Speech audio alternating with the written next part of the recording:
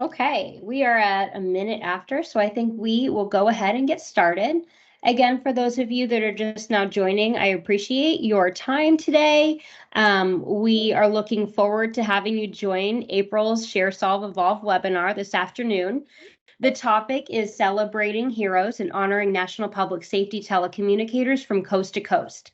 We have an action-packed list of panelists today, 7 in total. I'm going to go ahead and turn things over to our host, Jeremy DeMar. But just before I do that, if you have any questions during today's webinar, please use the Teams Q&A feature. It is located kind of in the top middle panel of the Teams application. We will take questions and answer them towards the end of the presentation this afternoon. All right, Jeremy, all yours.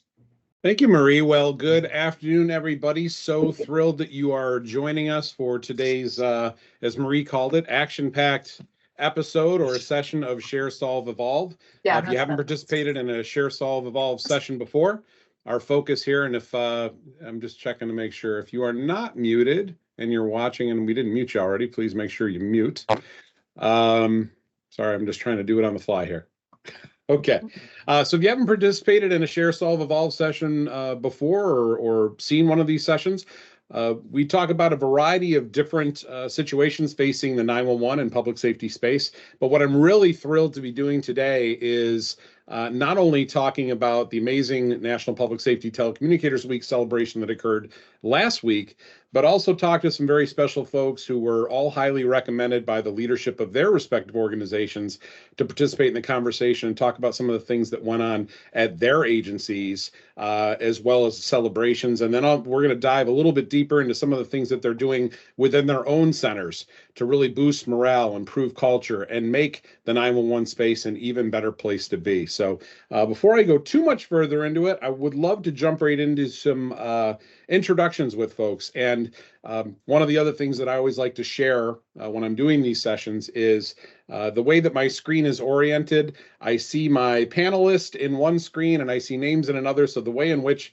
I'm selecting them to speak or introduce themselves is not necessarily going to be indicative of where they are in the overall realm of who's talking today. It's just the way they happen to be organized on my screen. So and by the way, I should introduce myself. My name is Jeremy DeMar, Senior Product Manager with Intrado. My focus is on the PSAP of the future in the innovation space, so something I'm very passionate about. But we'll hop right in now, and I'm going to start with Brian from Neshoba Valley. Brian, you're with us? Hey, Jeremy. Hey, yeah, if you wouldn't mind just doing a brief intro for us. Absolutely, yeah. So my name is Brian O'Neill. I am a communications specialist with Neshoba Valley Regional. We are based out of Fort Evans in Massachusetts. We opened in 2013, and I've been there since 2018. So it's been about 6 years now. I am a public safety dispatcher, a communications training officer, and very recently the coordinator of the communication training officers. Love it. Love it. Awesome. Well, glad to have you with us today, Brian. Latoya from West Palm Beach. Latoya, how are you? I am well. Hello, everyone. Hello, Jeremy. Thank you for having me. My name is Latoya. I'm with the City of West Palm Beach Police Department, all the way down south. Some people call it the real South, but I digress. But I'm Latoya. I am a CTO officer as well, which is a communication trainer officer. I've been doing this for 10 years. It is my joy. Plus, I'm nosy and I get to save people. So that's me. Awesome, Latoya. Thank you. Aubrey, I see you there. I'm going to come right back to you because I'm trying to kind of stay uniform. So hang tight. I'll be right back to you. Bridget from Gallatin County. Bridget, how are you? Hi, I'm great. How are you? I am Bridget Nyquist. I am at Gallatin County 911. We are based out of Bozeman, Montana. And I am, my current title is Assistant Director of Operations. I spent 5 years on the dispatch floor and was just recently promoted, but spent time supervising the dispatch floor and also a CTO. Awesome. Well, Tim did share a little bit of background about kind of how you went up through the ranks. And what'd you say? You said 4.5 years or something, he said. You've moved quite a bit. We're going to talk more about that, but he wisened me up to a couple things. We'll come back and we'll revisit it. But thank you, Bridget. All right. Amber. Hi, Amber Madison. Apologize, I couldn't get my camera to work. Gotta love it. And of course, IT is out right now at a meeting. So I am the operations manager over our center, and kind of have a couple of hats on right now. I'm also the office support clerk, so pay bills, payroll, all those things. And then I also run the fund committee here, the peer support program, and then I'm also doing training coordinator stuff right now because our training coordinator is leaving. I've got about 13 years of service, and we're multiple agencies, so police, fire, and medical. Wonderful. Isn't it crazy the different hats we have to wear? One day we walk in, we're doing this, and the next day it's like, hey, this person's not available. This person's doing this. So today you're doing this. All right. Yes. Adapt and overcome, as they say, right? That's how it generally works. Great to have you, Amber. Thank you. Aubrey, we're back to you. Back in sunny Florida, maybe? It's sunny in Massachusetts today, but I bet it's not as warm. It's a little cloudy, but it's still nice. I'm Aubrey. I'm with the West Palm Beach Police Department. I've been doing this here at this department for 4 years. I'm a training officer, and I've been doing that for about 1.5 years. So not that long, but I still love it. Love it. And LaToya's got lots of energy, so I'm sure the two of Yes, you she just kind of does. bounce back and forth off of each other. So that's great. Yes, she Awesome. does. Awesome. Well, welcome. Great to have you. Josie, you're next. How are you? I'm doing great. Hello, everyone. Hello. So I started my career in 2014. I started off as a dispatcher in Fort Bend County, Texas. I moved up here in upstate New York, Finger Lakes region in 2019, right before the pandemic hit. And there was about 1 year where I couldn't get a job in dispatching. Finally got a job in dispatching at Tompkins County Department of Emergency Response. I am now a CTO there, aspiring supervisor. Yeah, that's pretty much me. It's been a struggle, this pandemic, really let down everything, and everything changed after that, and we're barely getting back on our feet. So yeah. Well, I think we have to mention that you're also the telecommunicator of the year this year in Tompkins County. So I think that's kind of an important thing to acknowledge. So I'm going to give you a kudos for that. We're going to come back and talk more about that, but that's an awesome accomplishment. But it's wonderful to have you here today. Finally, we've made it to Megan. Megan, how are you?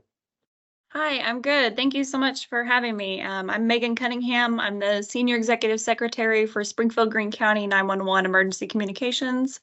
I've been here for almost 8 years now. Before that, I worked in another City of Springfield department, and before that, I worked for the Greene County Sheriff's Office. So it was kind of a nice marriage for me to come over here because we dispatch for Greene County and City of Springfield and all of our surrounding agencies.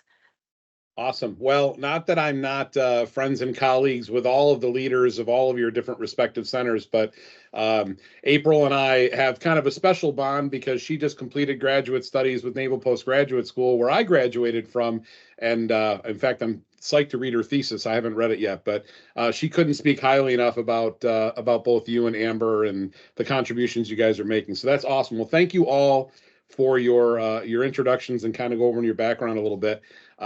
With so many panelists today, you guys are going to be surprised, and I think some of the folks watching are going to be surprised how fast this time goes by. So I want to dig in to some of the topics today, but the very first thing I want to do is kind of get your impression about last week. Now, I mentioned to you guys, for those of you that are maybe participating in this for the first time, we generally will have, if you're a panelist, we'll have like a 15 to 20 minute window ahead of the session where we'll talk about a variety of different topics. But one of the things that I kind of brought everybody up to speed on today was my background in public safety. But I have definitely seen over the course of the last, especially the last 3 to 5 years, an absolute positive increase in the way that agencies, public safety partners, even private sector entities are out there supporting and giving accolades to the efforts of the folks in our communication center. In fact, social media this year was just flooded with all different kinds. And in fact, there was so much going on. I'm even seeing some centers today. I don't know how closely you all watch social media, but there's even centers today that are putting up all kinds of stuff that happened last week, probably because they just didn't have time to put it all up last week. But I'm curious, and not in any particular order today, what did some of you think? What are your thoughts on how this year's celebrations went, not just with your own centers, but nationally, from a national level? Do you see a change, a positive change in the way our profession is being represented? Do you feel like we're kind of on an upward path, like things are getting better? What are your general thoughts on that? And I'll let any of you start talking, whoever wants to start. Now everybody's waiting to see who's going to talk first. Brian raised his hand. Go ahead, Brian. Yeah, this year definitely felt different. A lot of my family members don't really know like what I do. Like I've explained it to them 1,000 times. They're like, "So you answer phones?" It's really funny, but this year it just everybody in my personal life was reaching out, saying Happy National Telecommunicators Week. It was all over the social medias. Like it just felt like there was a lot more attention brought to it. And like for the first time in a long time, it's felt like something to actually celebrate, like because we have had a couple of very bad years before us. So it feels like we're kind of getting out of that, it was a nice feeling. Nice. I love that, Brian. Thank you. Anyone else? Amber, I don't have the luxury of having you on camera, by the way. I know that, so I'm still, I've got you on the right side of my screen, but it looks like you were getting ready to add something. Yeah, I was just noticing a lot of videos from outside agencies giving kudos to their dispatch centers a lot more this year, whether it be on, TikTok or just Facebook or any other kind of social media. But I did notice that, and I felt that with our center here too. A lot more agencies came down and said, "Hey, I appreciate you guys," whether it had been, with, of course, gifts like food. That was always loved. But they just came by and stopped too, "Hey, this is a new guy and we just want to come tell him, you guys are doing a great job," things like that. I felt the outside agencies coming in was a lot more this year. Yeah, I always say, when I shifted from the public facing side of 911 to the private sector side, anytime I do happen to go out and visit a center, I always stop at, Dunkin' or Starbucks or something. I'm like, and I've had other people ask, "Well, what's that?" I'm like, you never walk into a center empty-handed, ever. Nope. You got to bring something. So that's right. So that's, we have cameras. We won't let you in. Yeah, I'm like, they're watching. That's awesome. Anybody else? Latoya, looked like you might have been getting ready to say something there. No, I was just going to actually piggyback off of Amber as well. Like I've seen a lot of videos of people's agencies just dressing up during last week and looking like they are really feeling appreciated and that they love what they do. It is always good to be acknowledged, but you also want to make sure that the people within the agencies feel good as well. So I just saw a lot of agencies that had their own people smiling and actually participating in the thing. Even here, this was my first year actually coordinating NTW for our agency. So just to see more interaction, more people participating was really a refreshing feeling to feel as well. Aubrey, you weren't too far away from Latoya and those celebrations, right? What were your thoughts on that? Well, considering it was her first year and it was kind of not thrown on her, but she took on a huge project very, very last second and she killed it. But we had prizes, we had dress up days. She got officers involved. She's very friendly. And she knows a lot of people. So it was really nice to have, detectives or sergeants and all these people just come and actually show appreciation rather than texting or posting something. Like they actually took the time to come and talk to us. And it was just really nice. It felt more of like a family this year within our agency. I can tell by looking at Latoya that if I was approached by her about something to participate, I don't know how I would say no. I can already say no. Right. I can tell just by looking at her right now. It's like, how can you say no to this person? I'll take that. Thank you. I'll pay you later. I'll pay you tomorrow. I knew that was coming. See what happens. Hey, Megan, any opening thoughts? Yeah, I feel like specifically in Missouri, I think we've had a really great year because there's been legislation passed to recognize telecommunicators as first responders. We've just got it passed through with our own. We're kind of complicated with Springfield Greene County because we're City of Springfield employees, but everything else is paid for through the county. So we had to like process a council bill through city council to have the approval of retirement age for our dispatchers to be 55. So it's been really nice and really positive to see leaders in the city of Springfield and Greene County really back us up as we're starting to fight and press for more rights as dispatchers and telecommunicators. So that has been overwhelmingly positive this year, a big change for us. Yeah, amazing work going on. I mean, so many efforts at the national level for the last few years, with the legislation that's been out there, but really a lot of it is, it's a ground floor effort. And they say that even at the state level, and we could do a 911 saves conversation, and that could take an hour, so we don't have time enough for that today. But that's why we always tell folks, especially in the profession, this is the idea of classification seems very obvious to us, but it requires a little bit of education on our part to those on the outside that really don't understand why. But again, it's that national initiative, and then it's that ground floor initiative at the state, the county, the local level. Every single voice is important.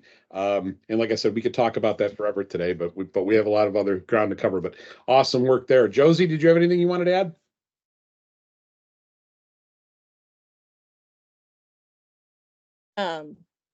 So I'm a part of the graveyard shift, so we kind of get like leftovers, and the cards are left there, but we don't really get to see who brought the stuff in. But I know we got a lot of support, and a lot of people came in and appreciated our snack room was like stocked full of stuff. And so now I want to talk about that for a second, because one of the things that I definitely tried to do as a director, and I bet you would appreciate this, my wife and I would routinely during National Public Safety Telecommunicators Week, I mean, I would obviously pop for, dinners and stuff like that, but we would actually prepare, and we would not only do this during National Public Safety Telecommunicators Week, but also during the holidays. We would do this as well, but we'd put out a full dinner with, cheese trays and all this stuff, and we would deliver it to each of our shifts.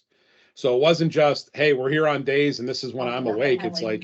It's like I'm out there because I know I've worked, in the center that I was in Rochester, New York. At the time, we had 3 shifts. I think now they've got 5. But I worked the overnights. I worked afternoons. I worked mornings. I worked them all. And I can't tell you the smiles on the faces when we'd bring first of all, it's food. So we know that's a good thing, right?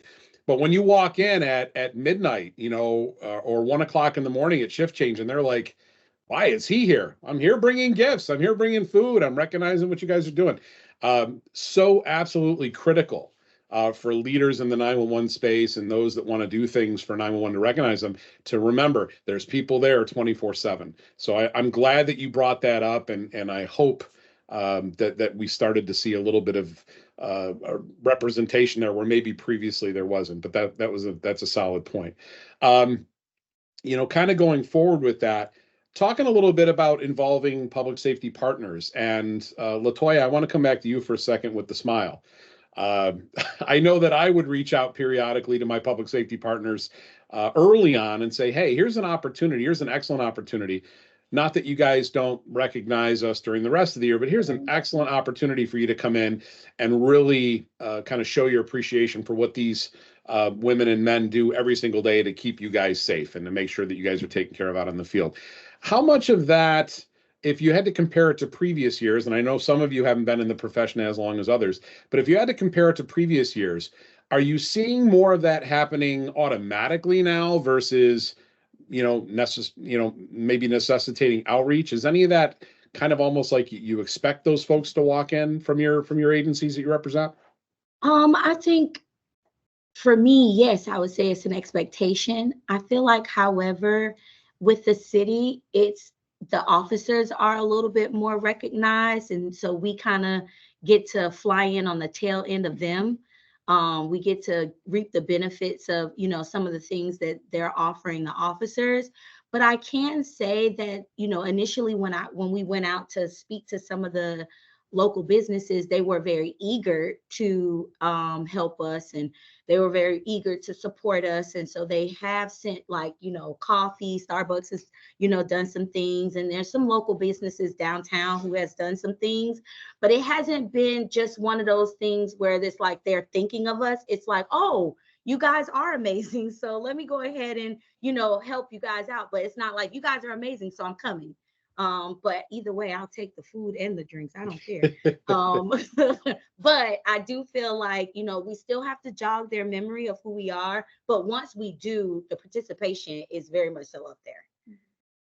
Nice. And I'm not trying to put anybody on the spot, so if anybody wants to talk in the interim, but if one of you doesn't throw like a hand or something at me to say something, then I might just call you out, like Amber. I'm going to call Amber right now, because Amber, I don't see your video feed, but what are your thoughts on that as far as your public safety partners or other private sector entities from your community?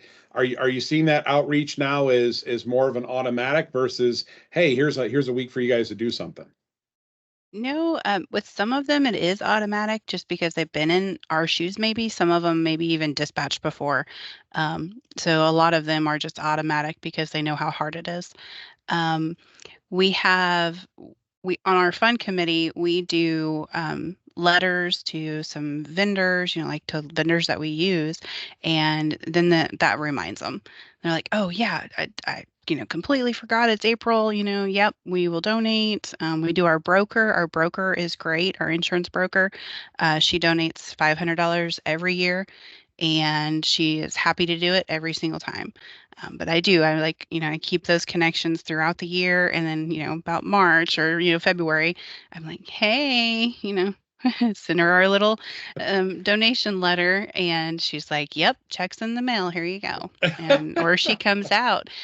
We invite them out too, like our insurance broker and the vendors. We give them the list. We make a list of activities and the food days, and we say, hey, you are more than welcome to come out as well. We want you to come and see us, and just a way to thank them. And then, of course, I always tell them, hey, we put a big banner up in our comm room too, and we put you out on social media, so that's some free advertising for you. So we have to do some reach out sometimes, but and I agree with that. In fact, it was crazy. I remember my most recent center in New Jersey. During this week, I walked in and there was like this whole stack of, what was there? It was a stack of umbrellas, and I'm gonna have to reach out to the person who was my deputy director, who's now the executive director, to see if they did it again this year. But I walked in, there was like a stack of umbrellas, and what else was there? I don't know. There was something else they were handing out, but I go over. It was from a funeral home. I was like, wow, there's a place that I would not have thought would have, and hey, it was appreciated. Who doesn't need an umbrella? But I'm like, just when you think you've heard it all when it comes to somebody giving you appreciation for what your center does, a funeral home drops off a bunch of umbrellas. So I was like, that's awesome. I love that. I love where it's coming in from all different directions. Megan or Bridget, any thoughts on that? Yeah, I definitely think it's gotten better over the years. Sorry, Megan. That was my fault. That was my fault. That's okay. I think it's definitely gotten better over the years. It used to take us to kind of reach out to everyone to show appreciation. But over the last, I want to say, I don't know, 4.5 maybe years, we've had people reach out to us like, what are you guys doing? What are you guys doing this week? Can we bring you guys food? Can we bring dinner? And making sure that they get both shifts and not just one shift, because I definitely can touch on Josie. I worked night shift for 5 years and we didn't see really anyone. We also got a new director who has been fantastic, who has really made Telecommunicator Week a big deal where we never really saw that before. So seeing him put effort into the team just makes everyone else want to put more effort into it. And everyone feels way more appreciated. So yeah, it was nice. And it's nice for at least me. This is my first year putting it together too, or coming up with ideas and what to do. And so it was more fun to be, I think, on this side to show my appreciation for them. Like, I've been there, I've done that. I understand the hard work and the unfortunate hours. And so it was nice to be able to give something back to them and show them that they are appreciated. Yeah, I think it's easy for us as we move up within the organization. It's easy for us to kind of get lost in all the new responsibilities that we have when we end up being leaders. And you talk about that, and in your case specifically, Bridget, I mean, how quickly you moved up. I actually took some notes here. I mean, in the 4.5 years that you've been there, right? Dispatcher, dispatch supervisor, records manager, and now assistant director of operations. 4.5 years. I mean, Yeah. some people don't do that in their entire career, and Josie's giving you the shout out. I mean, that's the beauty of that is tenfold, because not only does it show that upward progression within the organization, but it shows that positive attitude, and really being a team player just means everything. In fact, I saw kind of an interesting segue. I do want to talk to Aubrey and Megan and give Brian a chance to talk again about this, but there was a person on LinkedIn today. I happened to be going through some of my things, and I think she had just completed, I forgot what agency she was with. I should have written that down because now I feel bad, but she had completed an APCO certification. I forgot what it was for. Man, I really was slacking on this particular one. Anyways, the reason I was so impressed is she put right in the top, she goes, yep, my agency gave me the ability to take this training. I'm really looking forward to being a supervisor or director someday. And I'm like, you know what? I love when people come out in public forums, especially in 911, and not only talk about how excited they are to move up within the rank and file of their own organization, but maybe encourage others to do the same thing. There's a lot of folks, I did a lot of training and a lot of different things, participated in a lot of sessions when I was in a center, and I would have people come up to me and say, hey, how did you get this training, or how did you go to that conference, whatever it was? And I said, I asked. I went out there and asked. And so I always love to encourage people, especially when I was a director and even as a supervisor. Don't wait for the director, or don't wait for your manager or leader to come to you and say, hey, do you want to go to this, or do you want to participate in this? Look up what's out there. Look at the different training that's out there. But Bridget, you're a prime example, and I know many, probably everybody on this call. I mean, if I could show you what your specific leaders had to say about your efforts and what you contribute to your respective organizations, I just love seeing that. It gets me energized, and it gives me hope for the profession that we're moving in a positive direction. So kudos to you for that, Bridget, for that upward mobility. Megan, Aubrey, and Brian, but I'm gonna let Megan go first because I accidentally invited Megan and Bridget to talk at the same time. So Megan, go ahead. You're fine. We're kind of tricky because we have to follow City of Springfield merit rules, and we have specific rules against soliciting businesses to give us free things, which is very difficult in terms of celebrating. But we are very, very gifted in that we have wonderful agencies that we dispatch for, specifically our surrounding fire agencies. They have always been very supportive and are always really great about remembering to bring in food for us. I usually send out an email about a month before being like, hey, we're coming up on National Telecommunicators Week. Please, if you can, support us. We're always appreciative of that. And when I first started here, it was interesting because there had been some changes in leadership with those, and to be like, hey, while you guys are already giving us food and we're super appreciative of it, can you please bring in more food for our later shifts? Because that was a very common thing as I started to look through my predecessors' notes, was that food is not being brought in for our night crew. And I worked night shift for 5 years, and I remember there's not a worse feeling than coming in to a half-eaten bagel with cream cheese that's been left out for 8 hours. So that was a big thing for me when I started here. I was like, hey, we really appreciate that you do this. Can you give more? Which is always like, it's a tough thing. But ever since I was kind of like blunt about it, they've been wonderful. They're always like, we'll bring it in, 3 times a day and make sure that they're here bringing it at night. Our night shift firefighters will bring in at nighttime and they'll get to talk. So it's great for our dispatchers because they get to talk to the people that they talk to on the radio and come in and bring in the food. So that has been really wonderful. Just continues to grow that relationship with them. Yeah, and that's the beauty of our public safety partners being a part of this, because unlike the rest of the private sector entities that have those, what do we call them, bankers hours, right? They're only going to come in during the day, and maybe the other shifts don't get covered.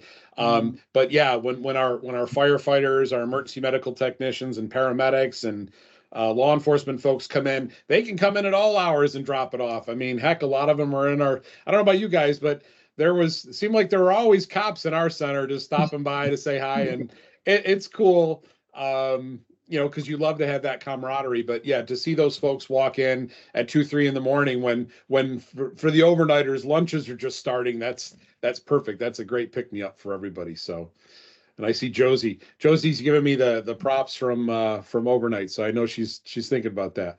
Aubrey, what are your thoughts? Anything? Well, at least, I mean, Latoya and I were talking about it. I don't think our businesses around us are very aware about Telecommunicator Week. I think it's something that they're reminded of when it comes close, and then they want to help, and then it's forgotten. So we don't really have people that offer, so to speak, but I think it's because they're not because they don't want to, but they don't know. So I think that's something that our agency needs to work on, probably getting some kind of committee that reaches out throughout the year, maybe updates them on what our center's doing, get them involved a little bit more. So when the time does come, it's a little less awkward to go to business to try and get stuff and scrape at the last second. But we do have something called the fund that donated a lot of money. We each got gift cards. So usually that was an officer thing. So when they started incorporating dispatch, it was pretty awesome. We would get Christmas gifts, and now they gave it to just us this year for NTW week. It was more, we felt more involved with the officers and what they get, because they're kind of like the golden child here. They get everything, and we just kind of like, oh, a food truck, we'll piggyback off that, like she was saying. So we'll get it, but it's not for us, so to speak. But this was for us, and it felt really nice to have that. Yeah, that's awesome. And you're right. I mean, you have to get the word out. And a lot of times we have, and in a second here, I do want to hear from Brian, because he's got an amazing center that he's a part of, and Ann's a close personal friend of mine over there. But yeah, sometimes we do have to get creative in the way that we actually do some things internally. So we're going to talk about that in a second. But Brian, I want to give you the last word on this particular topic, then we'll go on to the next one. Your thoughts on that relative to making sure that everybody's getting represented, all your shifts. How many shifts do you guys have in your centers? So we run 3 shifts. We do 7 to 3, 3 to 11, and 11 to 7. Gotcha. And it's funny. So Ann took over, I think it's been 3 years now. And with our director before, the week really meant a lot to us, because it was the only week that we were treated well, because he was not very good to us. And I was talking to my wife just the other day about how, since Ann came on, the week has kind of lost meaning to us, because we get treated well every single week. Wow. Yeah, she's the type of person who made that difference where, oh, hey, cool, it's Telecommunicators Week, we'll get some free food, but we're happy, man. Like, we don't really need all the extra accolades and stuff, but it's nice to have them. Yeah. This year was extra special. So we're a regional center, and we just had another town join us at the start of Telecommunicators Week. And we had all their officers were coming in to visit us, and they're a good group of people. Their K9 was there for all of my shifts. So I was getting some extra cuddling and loving. And it's just all of our K9 officers came to visit. We had them spaced out each day, so a dog each day. And it's just, I'm a very, I like to talk to people. I like person to person. And I started my job in private EMS, where the EMTs and paramedics would come into dispatch and come say hi and come talk to me. But now I work in a regional center, so we're a little bit removed from the people. So it's nice to have people come in and visit, and it's the small stuff. It's not really the tangible stuff that means something to me. It's the emotions and getting to meet people that really makes a difference. Yeah, there's a lot of moving and shaking going on in the Commonwealth of Massachusetts right now. A lot of regionalization, but to your point, I mean, I've maintained, certainly not when I was a first-time director, because I think you spend the first, maybe you spend the first couple of years kind of, getting your feet wet, kind of understanding what this new role is all about. But ultimately, when you get into one of these leadership roles, and all of you are already exhibiting and exemplifying a lot of these habits and these mannerisms, but it really becomes all about what are you doing for your people? What are you doing to make sure that their jobs are as easy as they possibly can be to perform, that they have the support that they need? Yeah, there's administrative things that are necessary, right? But ultimately, at the end of the day, you're there to support the efforts of your entire team. You're there to be their support network. What's one of the other things that we always hear from a leadership position? You can always vent up, but you should never vent down, right? You're there to be you're there to be hearing the negative stuff when it happens so it can be addressed. But you really, to the extent you're able, and I know it's not always possible for my fellow director friends out there, but to the extent you're able, just showering your folks with accolades and giving them the support that they need to do what they need to do. And Josie's got the pooch there. I can see the pooch keeps coming into camera. So I hope we'll get to see him on the camera at some point all the way. I'm only seeing a corner of it. So might put you on the spot there, Josie. But oh, here we go. Here we go. All right. There we go. Beautiful. Mine are outside the door. I didn't want to work second stage to them, but that's awesome. Thanks, Josie. So I do want to kind of step in it, and I'm being conscientious of time here because time just gets away from us. There's a lot of things that go on at the center level from a celebration standpoint. And, you know, I think sometimes the pizza parties get joked about, right? Because a lot of folks, you've seen them online. Yeah, they gave us a pizza party. What I saw this year across the country, and I don't know if you guys all agreed, but I'll tell you what, I saw a lot of variety. I saw themed parties. I saw game shows. I mean, it wasn't streamers and balloons. It was like just nonstop craziness. So I'm curious to hear what all of you did this year for your folks, or if you weren't directly involved in putting these together for you, what did the center end up doing that you feel was kind of new and unique in comparison to what maybe has happened in previous years? Anybody want to kind of share something new or unique they might have done this year that was well received? Aubrey's looking at LaToya. Look at them. Look at them. Look at each other. They want to say something, but they're not saying it. What? She did Aubrey, a you lot have of something? games and activities, which was really nice. It kept us busy. So while we're working, we were able to do the activities too. She did a scavenger hunt that involved like officers and different parts of our agency. So that was really cool. Oh, bingo. We did do bingo. 911 bingo. So like you put in 38, well, I don't know, Whatever the domestic. code Yeah, is, and whatever then your we try to codes are. get Yes. So we did do bingo. that. That was Yeah. fun. That's fun. Oh, and Well- we did family pictures. That's one of the things. Like you bring in your family picture, you get to guess whose family is who by the baby pictures or family I pictures. misunderstood the assignment though, and I brought in a different picture of my family. So yeah, that was pretty fun. Well, LaToya started with family pictures, then she shifted to baby pictures. So maybe there was, you know. It was both. Oh, It okay. was both. You could do both. a baby with your family. I did my family As an adult. this year. So that was an easy guess. You know what? People still love seeing family photos, so it's all good. Exactly. It's all good. Anybody else? Any new and unique things you tried this year that maybe it was the first time for you that was well received? Yeah, something new that we did this year, the last couple years, I've tried to put together just a video for our dispatchers of user agencies, just showing their appreciation. And this year, the training manager and I decided to go reach out to the public. And so we stopped people on the street and asked them if they would show a little appreciation. And we actually got a good amount of people to just say thank you to our dispatchers and thank you for answering the calls and working the unfortunate hours and being here 24/7. So that was something new and something fun that hopefully I'll continue next year and just get more. I love that. So what, you have a bunch of videos then from folks that just okay. Yeah, so I would go and go to the different departments and just take short little video clips, and then I compiled all of them and made a long video out of it. See, now you'll have to make a blooper video for all the Yeah. for how many takes you had to do. Make a blooper reel for everybody. No, that's totally cool. And did you guys already put those up on your respective websites so we can see? I'd love to see those. I'd love to go back and take a look. Yes.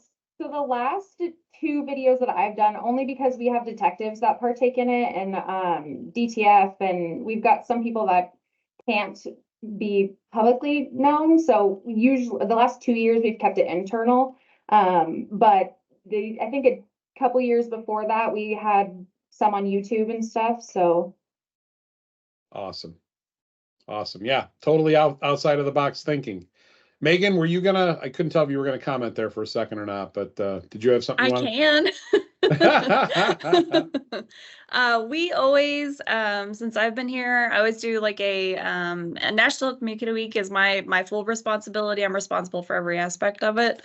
So I always try to do a fun, crazy theme every year until somebody tells me I need to pull back, and that it's gotten too weird. So that's usually what I try to do. So this year's theme was board games, and so every day was like a different board game theme. And then they have they really like word searches here and coloring pages. And then I set up like some kind of craft activity that corresponds with each day. The first day was Uno, and they had to make like a playing card craft. So we had one of our telecommunicators made like a cowboy hat out of playing cards, just lots of cool things that they got to do. But the thing that I think they most enjoyed, that I think really stood out this year, was I had made or turned our floor into a giant game of Candyland, and then also made a giant game of Battleship. They enjoyed Candyland, but Candyland wasn't as fun for them because it wasn't strategic. They loved Battleship because it made them be strategic and get mean to each other, which, telecommunicators are kind of good about in some of their own ways. So they really enjoyed that. And we're talking about doing that at least monthly now. So I think that they really pulled that back with them. They really enjoyed that. I was going to say I remember when my kids were younger, they're all college age now, but I remember I brought out like Candyland and Chutes and Ladders and stuff. And of course, my kids were all part of that, iPad and this generation. And they're like, what is this all about? I'm like, we're going to play this because it's fun. You're going to have fun with this. So you mentioned Candyland or Chutes and Ladders to your team now. I think we're going to get to the point where some of these younger folks that are starting, if they're not already saying that, or what is Chutes and Ladders? What's Candyland? And maybe give them a little nostalgia and kind of bring the way that a lot of us had to grow up when we didn't have iPads and that kind of thing. So that's cool though, Megan. Thank you. Anybody else? Any other new and unique things that you tried this year that worked out well? Remember, we're giving other folks that are watching and will watch this afterwards some ideas for next year. So I'll just say some. Sorry. I didn't get to be here this year because I was at Navigator, so that part was really hard to do. But I let some of the fun committee members take over, and they did a great job. So like Megan's, we always do a theme. We always let the team pick the theme. We do a vote on it. We start in December picking a theme, and then we always do a t-shirt competition. People design their t-shirts, and then we vote on that, and that's your shirt for the week. And then of course we always do a gift. This year we did really nice backpacks. They're not as nice as those, Wolf backpacks or Wolf brand backpacks, because those are over $100 a piece. But these backpacks were about $40 a piece, and everybody got to pick their own color, and they really like that. Like some are cow print, just off of Amazon. Some are cow print. Mine's a paintball splash color with all the different colors, all different colors, and everybody had seemed to like that because it was unique to them. They got to pick their backpack, what color they liked. There's 30 different colors to choose from. And then as of yesterday, so when I got back from Navigator, we were kind of talking about boosting more morale, continuing in TW kind of. So I hatch eggs at my home for chickens, and the team thought that would be fun to do here. So we approved it here. And so we are going to be hatching eggs now. Everybody got to name an egg. They wrote on the egg, we've got a Carl, we have a Lynette, we have a Max, all different kinds of funny names for the team that was here yesterday. And so in 21 days, they'll get to see the baby chicks hatch. They're going to take bets, of course, because it has to be, a competition on whose egg's going to hatch first. But that's just something fun. So they'll see them hatch, and then the next team will get to hatch the next eggs in 21 days. They'll see them again. And then I'm going to take them home and raise them up, and then I'll sell them, and that'll go into our fund committee money to go for more projects. So Wow. not a So for a second there, I thought you meant you were going to have a bunch of chickens at the center, but I guess you're going to have the eggs there, and they're going to so there's not going to be chickens running around the PSAP I then, know right? some of them were saying, we could just keep a couple of these and, the whole put diapers on them and they'll just be our chicken pets. little mascot thing going on A little there. I love it. mascots, yes. I do have one that she's like, I'm getting cupcake holders and we're putting cupcake holder dresses on these chickens when they hatch. So pictures might be coming of that, I'm sure. Well, there's one that I did not think I would hear about today. If you'd asked me, hey, what ideas do you think you're going to hear about? It wasn't going to involve incubating eggs. I can tell you that much. But that's all. That's that outside of the box thinking, right? Those are things that no, I love it. I love it. And it's a good segue into the conversation about the beauty of National Public Safety Telecommunicators Week, of course, is being able to recognize the amazing work that our frontline folks do. But I always hoped, certainly as a director, but even frontline dispatcher, those kind of things, I always hoped that we could carry on that momentum, that little morale boost, that the idea of kind of improving culture and those kind of things. And in fact, I wrote some notes down here. I'm trying to find out who said it. Sorry, I should have reviewed my notes better beforehand, but the culture side of this is so imperative. How do you all feel collectively when it comes to individuals being contributing factors to improving morale and improving culture? And I ask that because, certainly having sat in a variety of different seats, I love it. One of the jokes that I won't even call it a joke, but one of the phrases I heard at a conference was, and it was in reference to 911 and public safety professionals at 911, but I think it applies anywhere. It said, people hate two things: change and the way things are. And I'm like, boy, does that not just sum up our profession, because I can, and I'm one of the offending parties. I can remember being a dispatcher, sitting in the trenches 2, 3 in the morning because we got nothing going on at that time. And I will not say the Q word on here because I still know what that means. But I remember sitting there and I'd be like, boy, if they do this or if they do that, and then somebody does it, and then we complain about that. So that's that delicate balance, right? It's trying to find that thing where you're addressing one of the concerns that's brought up to you from the floor, but you're trying to do it in such a way that there's a benefit that's seen, that it makes the job a little bit easier, that it makes it a bit more seamless. Obviously, all of you put a tremendous amount of effort into recognizing what your folks did last week, even going as far as incubating chicken eggs, which is just an awesome thing. Now that National Public Safety Telecommunicators Week is over, and I like the thought process that some of you have, which is, hey, this is something we got to be doing all year long. It shouldn't be relegated to just 1 week, right?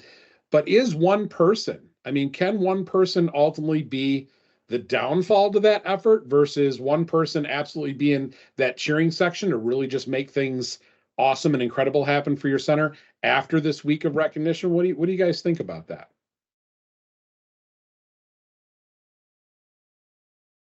Nobody wanted that. It wasn't that deep of a question, guys. I'm just throwing it out there. You got one person out there. It's that one individual that's out there doing their things, being a part. Is a single. What kind of an impact can that single person have as a cheering section within your center? Brian's got his hand up. I'm going to Brian first. Go ahead, sir. So one of our most recent promotions to supervisor, Jen, she almost single-handedly keeps the morale of the dispatch center afloat, not just during the week, but year-round. She's a big part, as I said, how we have a K-9 officer coming to visit every day of the week. She's the one who sets that up. She sets up a lot of our people coming to visit, a lot of our group sessions where we try to get games set up. So I think that one person really can make a world of difference in the center, Yeah, they have an impact. Josie, I'm going to pick on you next, only because you're, I think, and correct me if I'm wrong, the rest of you on the call, I think you're the only Telecommunicator of the Year award winner on the call this year. So any thoughts about that? Obviously, there's a variety of reasons that these that these awards are conveyed.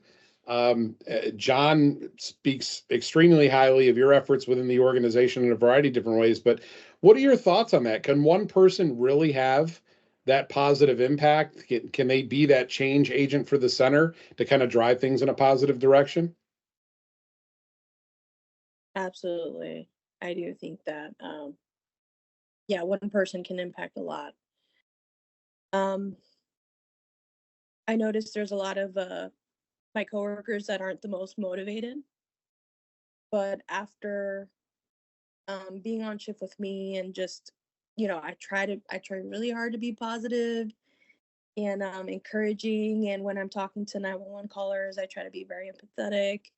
And I think that, just being in that environment and other people observing that, other people in the room, not just, the callers, but that it's contagious. It Yep. just, it spreads.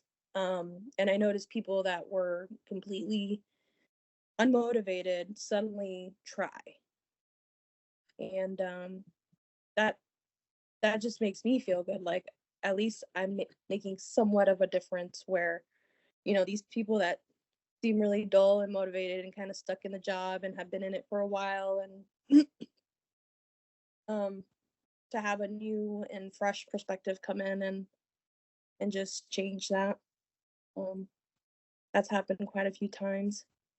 I noticed that me being newer than everyone else at my current agency has really encouraged people to step up and have been, we've kind of had like a joking, competitive kind of atmosphere. Like, we're trying to like all do better, and we're all trying to just lift each other up. And Yeah.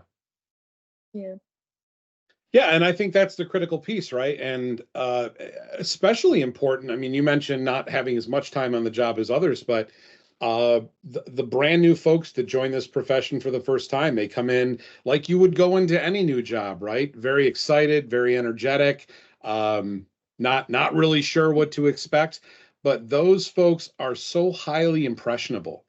When we get them in and certainly from a dispatch standpoint, I can remember some of the, and I'm not even going to pick on the folks that had been in the job the longest, though those historically are some of the folks that are the most outspoken and want to do all these changes. And I'll talk, if I can remember, but I'll talk about how you leverage that a little bit. But I would generally try to position some of the newer folks, and we even had mentoring programs. I mean, they'd have mentors, and these were voluntary mentors within our center. In fact, we could probably do a whole side session on the importance of mentoring, but we would encourage. We would never appoint. We would never go out to our folks and say, you're going to be a mentor.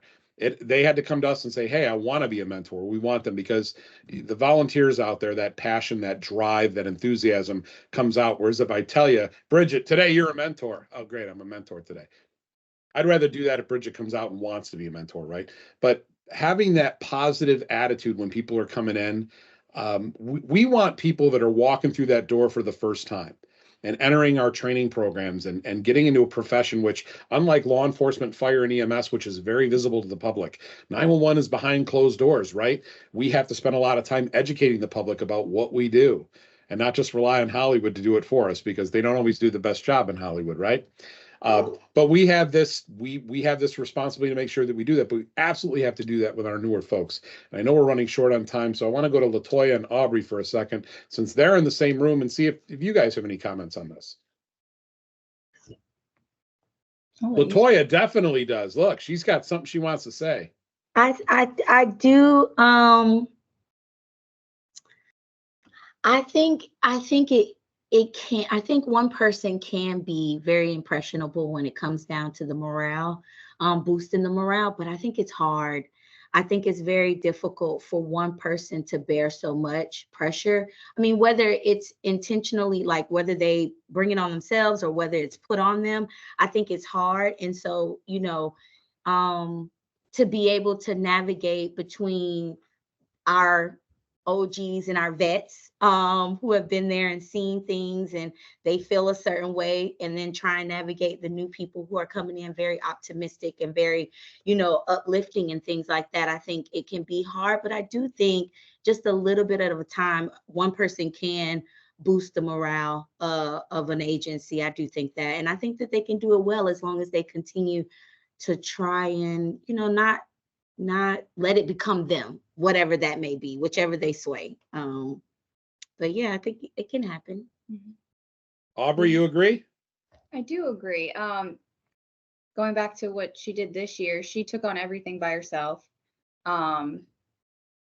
But there was a lot of outside stuff going on during our week to where people weren't participating to the full extent, to no fault of their own. We had a lot going on here that we were distracted by. But I think that if she stayed positive the whole time, she didn't let anything sway her, nothing affect her. She still brought in food when she wasn't working. She did everything. And I think that showed how much she cared, which made other people care. And I think if we continue that pattern, even the people that may be grumpy and not want to do as much, they're going to be outnumbered, and there's not, you know, their opinions won't really affect it as much. And especially with the new people, we have so many people in training right now. This was the first time being exposed to this. So we went all out as much as we could, but it can only get better if we have more and more participation. And it does start with one person. Yeah, and I love that for your new folks too, that they got to see all these things going on. I mean, you get in and you know the job in and of itself is going to be a high stress job. It's just the nature of what we do. But they come in and see what kind of party animals you guys are. Maybe they're willing to stick around a little bit longer. And we could have a separate sidebar conversation just on recruitment and retention and the challenges there. But I'm glad that training class is built out for you. And you know, my best to all those folks that are starting out. Megan, any final thoughts in this space?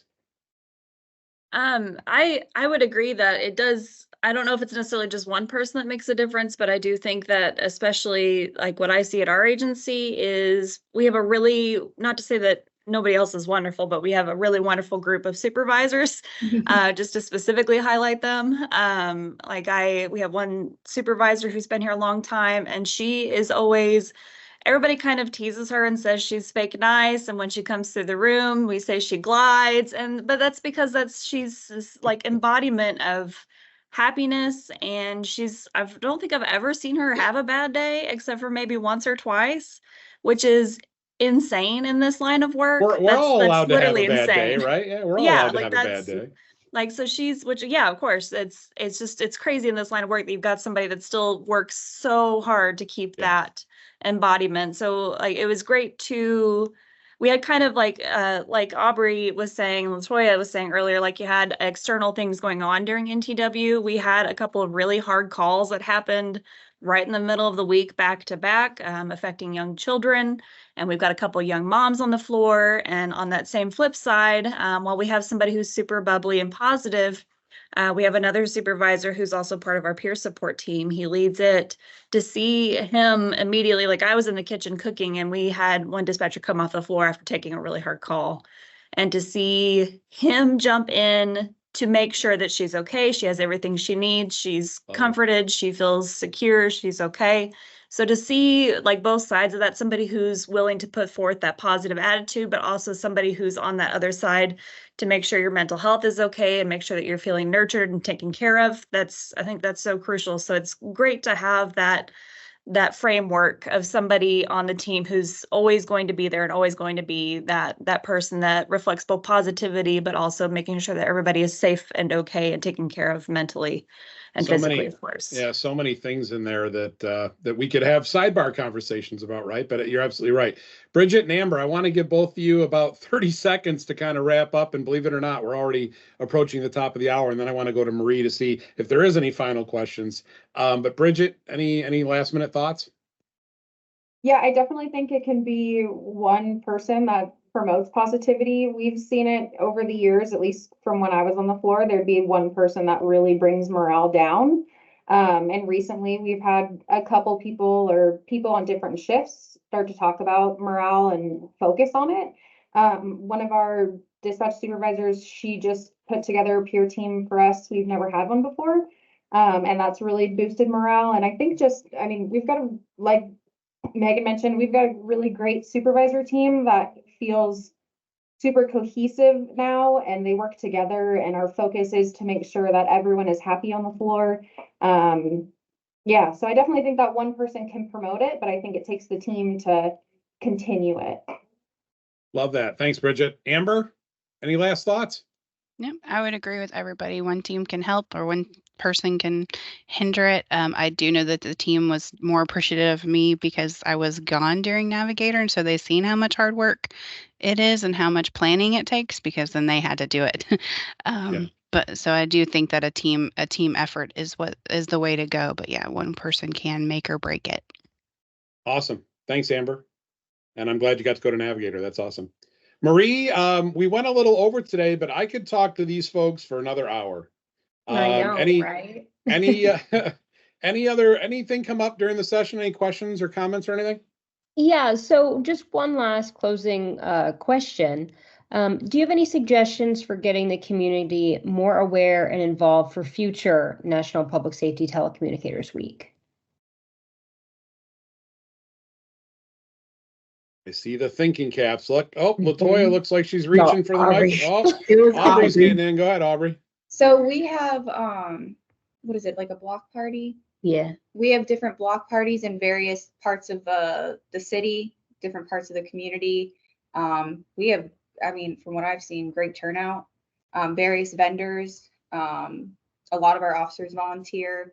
I feel like that's a great time for us to be networking it because we have our own booth.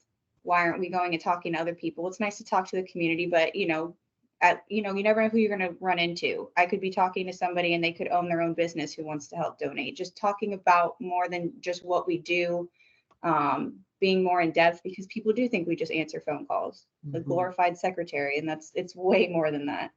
So being able to talk a little bit more, meeting face to face rather than just a voice over the phone, I think is very important. So that's at least in our agency one way that we can do that, I feel. Love it. Any other thoughts? Brian, go ahead. Yeah, actually, one of our supervisors, he heads up our community outreach program, and he does a lot of work going out to school events. He goes out to like different public speaking events and just makes the public aware of us. And usually he goes with, a member of the fire department or the police department to be like, hey, these people do great work and we help them out with it. So that's one way that we have gotten the community involved, not necessarily in public communications week, but just in our craft in general. And I feel like that's done a lot of positivity. Yeah, and appearance on the outside is so important. Being able to participate in those different events, it's great visibility for us, and it gives your folks the opportunity to get involved. Exactly. Bridget? Yeah, something that we've done, participating in the Citizens Academy, the last 2 years have been huge for us. We've got a lot of citizens in here to come do sit-alongs and everything, and we've also reached out to radio stations as well. Love it. Outside of the box thinking. I love it. I love it. Anybody else? Nope. I also think tours are really good, getting the community in to tour the dispatch center. I think too, sometimes we like to feel good, so that to have a tour and people are looking over our shoulder, we kind of have this puffed out chest, like, yeah, this is what I do. But I also think educating the community so they can actually see what our center looks like. And it doesn't just look like, call taking. You got buzzers going off, you got people yelling, all this different thing. So the adrenaline can rush with them as well, and that can educate them. I think that's inviting them in could be one. And we could have a totally separate session on like schools and that kind of thing and going out and talking to them as well. I always love those did you know question starters. Hey, did you know they did this, or did you know they did that? And the only way that happens is by folks coming in and seeing that. So any other comments from anybody? We've definitely gone over. You guys are the first ones where we've definitely gone over. So this is awesome. Absolutely awesome. And Marie, any other last minute questions, or can we wrap up? I think we can wrap up. Thank you everyone so much for your time. It was a great session. Awesome. Well, I just want to say on behalf of Entrado, thank you to all of you for spending time with us and with everybody that was one of our participants, or our viewers rather, today. You guys are all incredible. Your stories are incredible. I could talk to you for another hour, and I'm sure we could pick a ton of other topics to talk about. But thank you for doing what you do every day to keep our first responders and our community members safe, and for motivating your own folks and recognizing your own folks and all the efforts you're putting forth, not only to growing their careers, but growing your own as well and moving up and being movers and shakers. It's great. For those of you watching today, I just want to remind everybody that Share, Solve, Evolve is a monthly webinar series by Entrada where we feature a variety of different topics supporting all facets of the 911 and public safety space. So if you have a topic that you'd like to hear us talk about, please feel free to reach out to me or Marie at any time and make that suggestion. But we do generally have these once a month, and we're thrilled to bring panels like this amazing panel that's here today to talk to you about all things 911. So on behalf of Marie, Andrew, our VP of Marketing, and Entrada, thank you all for being a part of this today, and I wish you all an amazing rest of your week, and happy belated National Public Safety Telecommunicators Week to everybody. Take care, guys.